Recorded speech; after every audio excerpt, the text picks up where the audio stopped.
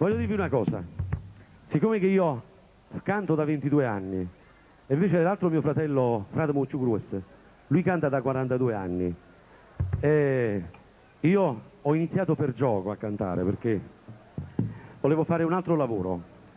Invece lui 21 anni fa, 22 anni fa, mi disse: no, tu c'hai qualcosa per essere poi un erede della famiglia Capozzi, siccome che noi facciamo Capozzi.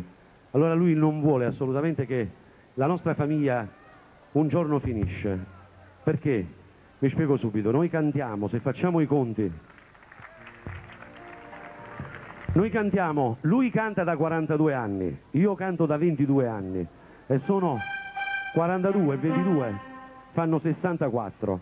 Poi c'è Lino Capozzi che canta da 12, 13, 14, 15 anni, per cui poi c'è Gianluca Capozzi, l'altro mio nipote, e voglio dire che stiamo quasi a un secolo di canzoni, per cui la nostra famiglia è quella che fa cantare la bella canzone napoletana un pochettino in tutto il mondo, da circa 100 anni.